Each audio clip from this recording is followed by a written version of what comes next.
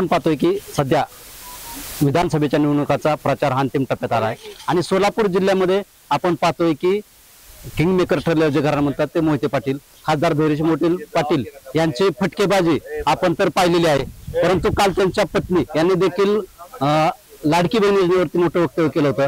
काय सांगाल, आज आपल्या पत्नी देखील आपल्यापेक्षा जोरदार फटकेबाजी करताना करमाळा विधानसभा मतदारसंघात दिसल्यात, काय प्रतिक्रिया आपली?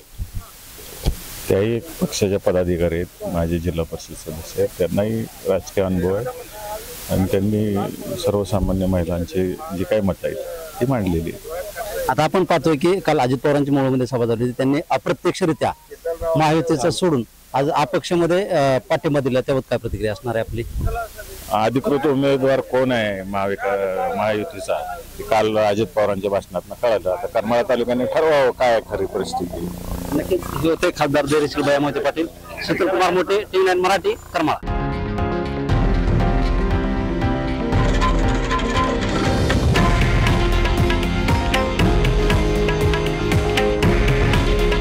हे आहे देशातील नंबर 1 न्यूज नेटवर्क आणि आपण पाहत आहात TV9 मराठी।